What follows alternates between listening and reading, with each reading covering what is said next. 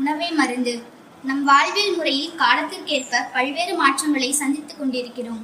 அதில் நாம் தினசரி பேணி காக்க வேண்டிய நம் உடலை சரிவிகித உணவை உட்கொள்ளாமல் நோய்களை நாமே தேடி போய் வாங்கிக் கொள்கிறோம்.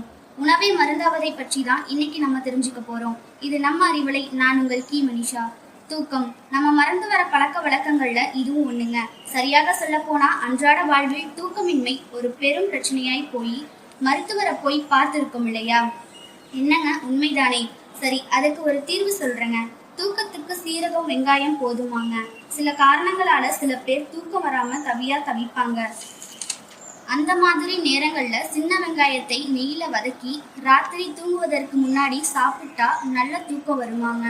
வெங்காயம் பிடிக்காதவங்க சீரகத்தை இளவறுப்பு வறுத்து பொடி பண்ணி வாழைப்பழத்தோடு தொட்டு சாப்பிட்டா ஆழ்ந்த உறக்கம் வருமாங்க. கல்லீரல் காக்கும் விளாம்பழத்தை நாட்டு சர்க்கரையோடு கலந்து வெறும் வயிற்றுல சாப்பிட்டு வந்தா நச்சு நீங்கி கல்லீரல் நல்ல வளம் பெறுமாங்க. வாயுவை விரட்டும் பெருங்காயம். வாயு தொல்லை, அஜீரண கோளாறு வந்தா வயிறு புடைச்சுக்கிட்டு மூச்சு விட முடியாத மாதிரி நேரத்துல 1/4 ஸ்பூன் பெருங்காய பொடியை மோர்ல கலந்து குடிச்சா ஜிவ்வுன்னு ஏப்ப வருமாங்க. சர்க்கரை நோய்க்கு மாங்கொழுந்து. சர்க்கரை நோயாளிகள் யாரோ சொல்றதையெல்லாம் சாப்பிட்டு வராங்க.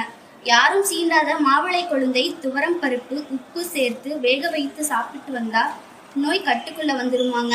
இது தெரியாம நம்ம இவ்வளவு நாளா எதையோ ஃபாலோ பண்ணிட்டு இருக்கோம். பிரச்சனை யாருக்கு எப்போ எப்படி வரும்னே தெரியாது. ஆனா அது ரொம்ப ஈஸியா சரி பண்ணலாமாங்க. வேலிகளை வளர்ந்து கிடக்கிற முசுமுசுக்க இலைய காலையில தோசை மாவோட சேர்ந்து சாப்பிட்டு வந்தாலே நிவாரணம் கிடைச்சிருமாங்க.